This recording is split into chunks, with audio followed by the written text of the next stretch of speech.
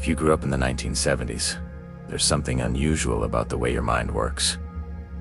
You notice details other people miss. You stay calm when situations get complicated, and you have a strange ability to function without constant reassurance. Most people think that's just your personality. It's not. It's a set of rare psychological abilities you developed without even realizing it. And once you see them, you'll never look at yourself the same way again. Here's the thing.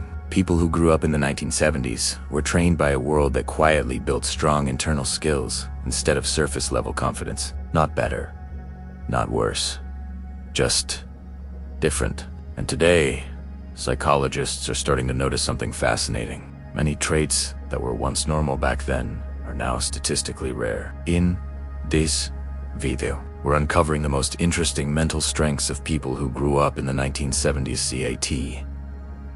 The kind that make others say, "How are you so steady?" Stay with me, because the last one explains why you're far more capable than you realize. Trait 1. You have exceptional mental endurance. You can focus longer. You tolerate boredom better. You don't need constant stimulation. According to research on attention and cognition, people raised before the digital age developed stronger, sustained attention and lower dependency on external stimulation. Here's what most people don't realize. Your brain learned how to stay present without rewards every few seconds. That's why you can finish long tasks, sit with silence, stay mentally stable during downtime in today's distracted world. That's a rare ability. Trait 2. You're calm in unpredictable situations. When plans change, you don't freeze. You adapt. Psychologists call this adaptive composure.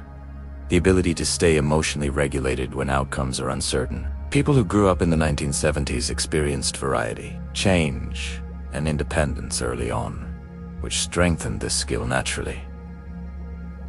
This is where it gets really interesting. While others panic or overthink, you observe first. That's not indifference. That's cognitive control. Trait 3. You possess quiet confidence. You don't need to prove yourself constantly. You don't announce your competence. Studies on self-efficacy show that confidence built through experience is more stable than confidence built through praise. That's why your confidence feels calm, not loud. You trust yourself, even when no one is watching. And in leadership psychology, this is considered one of the most respected forms of confidence. Trait 4. Skepticism toward authority and institutions. The 1970s weren't just about money, they were about trustor. The loss of it, Vietnam War fallout, political scandals, social upheaval. Studies in social psychology show that people raised during periods of institutional failure tend to develop healthy skepticism, not blind obedience. That's why many people who grew up in this era question official narratives, trust personal experience more than authority, prefer common sense over trends. Now, you might be thinking, that's just being realistic. And you're not wrong. But sometimes, this skepticism can turn into resistance to change even when change is helpful. Trait 5. Emotional control over emotional expression. People in the 1970s weren't taught to talk it out. They were taught to handle it. Mental health conversations were rare. Emotions were private. Strength meant staying composed. According to psychological research, emotional suppression doesn't eliminate feelings, it delays them. That's why many people from this generation stay calm in crises, avoid emotional confrontation, struggle naming their feelings. Here's what most people don't realize. Emotional control is a strength, but only if it doesn't turn into emotional disconnection. Trait 6. Practical optimism, not blind positivity. This generation isn't pessimistic. They're realistically hopeful. You believe things can improve, but only through effort, patience, and discipline. This mindset comes from growing up in a world where nothing was guaranteed.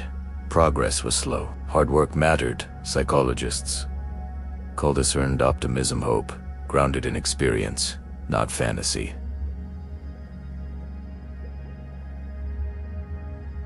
If you grew up in the 1970s, here's the truth. You are resilient because you had to be, careful because you learned the cost of carelessness, independent because no one else was always there. But here's the real takeaway.